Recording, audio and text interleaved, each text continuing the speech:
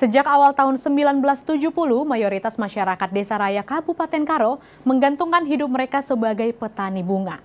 Salah satu produk unggulannya adalah bunga krisan. Tidak hanya digunakan untuk upacara adat, saat ini bunga krisan diolah menjadi minuman seperti teh herbal, pemirsa. Kami punya liputannya dalam segmen sekitar kita berikut ini.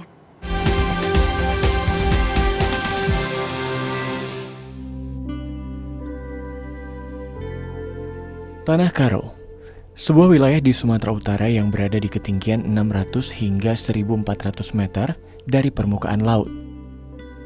Berada sekitar 77 km dari kota Medan, ibu kota Provinsi Sumatera Utara, kondisi geografisnya dianggap mendukung untuk menggantungkan mata pencaharian sebagai petani. Tidak hanya hortikultura dan tanaman pangan seperti padi, sebagian masyarakat juga menggantungkan mata pencaharian sebagai petani bunga. Salah satu bunga yang banyak ditanam di Brastagi adalah bunga krisan. Bunga dengan nama latin Chrysanthemum ini sudah ada di Indonesia dan mulai dikembangkan sekitar tahun 1940-an. Daerah-daerah di Indonesia yang menjadi sentra pertanian bunga krisan seperti Lembang, Jawa Barat, dan Brastagi, Sumatera Utara. Pemerintah kolonial mendatangkan bunga tersebut untuk diekspor kembali untuk memenuhi permintaan dari negaranya. Hingga sekarang, Desa Raya di Brastagi menjadi salah satu penyuplai bunga dan penopang roda perekonomian di Sumatera Utara. Berdasarkan data pemerintah Desa Raya pada tahun 2023, menyebutkan dari 6.888 jiwa, sebanyak 52% adalah petani bunga krisan dan sisanya adalah petani hortikultura. Uniknya lagi, sebagian dari para petani hortikultura ini juga ikut menanam bunga krisan sebagai komoditas sampingan. Tidak hanya diminati di Sumatera Utara, para petani juga mampu menjual bunga krisan hingga Pekanbaru dan Jakarta. Berkah dari bunga krisan juga dirasakan oleh Nanda Tarigan, salah seorang petani bunga di Desa Raya Brastagi. Ia dan keluarganya mulai menanam bunga krisan sejak tahun 2012 lalu di lahan seluas 0,5 hektar. Komoditas ini biasanya dihargai Rp10.000 per tangkai. Menjelang hari-hari besar seperti Natal dan Tahun Baru hingga Imlek, harga bunga ini mampu mencapai Rp80.000 per tangkainya. Ini jugalah yang membuat Nanda memilih menggantungkan mata pencahariannya dari bunga krisan. Jadi ada masa bunga krisan ini harganya bisa 10.000 hanya per batang atau mungkin tidak laku sama sekali, Bang.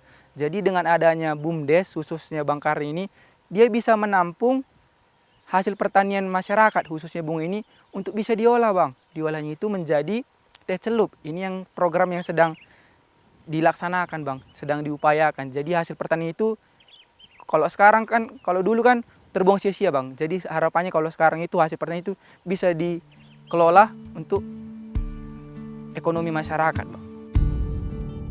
Di desa ini juga terdapat sebuah tempat usaha yang dikelola langsung oleh badan usaha milik desa atau yang biasa dikenal BUMDes. Taman Seribu Bunga namanya. Di tempat ini terhampar aneka bunga hasil usaha para petani di Desa Raya. Sebagai Direktur BUMDes, Karya Ginting terus berupaya agar Desa Raya mampu menjadi desa wisata sekaligus pusat edukasi bunga, khususnya bunga krisan. Belum lama ini, Karya Ginting menciptakan minuman herbal unik berbahan dasar bunga krisan. Proses pembuatan teh bunga krisan ini tak berbeda dengan teh pada umumnya. Kelopak bunga krisan dibersihkan lalu dipetik. Bunga kemudian dikeringkan dengan suhu ruangan selama 1 malam. Setelah cukup kering, teh akan dipanaskan ke dalam oven selama 1 hari. Satu kotak teh bunga krisan ini dibanderol Rp20.000. Menariknya, teh ini tidak saja disukai oleh pembeli dalam negeri, teh ini juga diminati hingga Azerbaijan. Kita ini selalu kepingin membuat inovasi walaupun sederhana ya. Itu tujuannya sebetulnya adding value lah kalau di bahasa ekonomisnya, memberikan nilai tambah kepada komoditas yang ditanam petani. Jadi kalau selama ini mayoritas kan dijual segar, dipetik dari kebun kemudian dijual ke pasar. Lantas apa manfaat dari teh bunga krisan ini untuk kesehatan? Dr. Tri Widiawati, salah seorang dokter spesialis kedokteran tropis yang berfokus pada tanaman herbal, menyebutkan bahwa ada kandungan flavonoid dan alkaloid pada teh bunga krisan. Senyawa ini memiliki ragam khasiat untuk tubuh. Idealnya, teh ini dapat dikonsumsi 2 hingga 3 gelas per hari dengan takaran 100 ml. Terkait dengan teh bunga krisan ya, jadi nama latinnya ini Chrysanthemum morifolium ya, ini bagian bunganya. Jadi sama seperti bahan-bahan alam yang lain, khasiatnya ini tentu tergantung dengan senyawa aktif yang dikandungnya.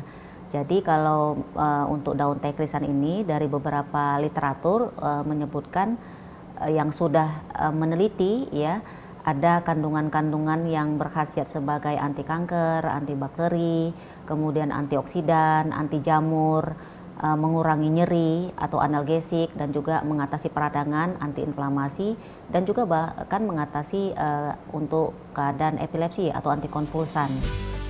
Kekayaan alam yang dimiliki oleh Desa Raya dapat dimanfaatkan dengan beragam inovasi yang dilakukan oleh masyarakatnya. Kehadiran teh bunga krisan tidak hanya mengharumkan nama Desa Raya, namun juga Indonesia sebagai negeri yang subur.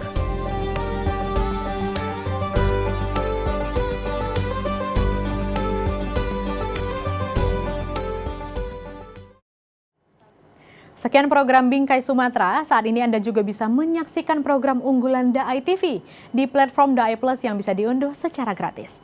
Dan saksikan konten inspiratif serta menenangkan hati dimanapun dan kapanpun. Tetap semangat menyebarkan kebaikan. Saya Winnie Nenggolan pamit. Sampai jumpa.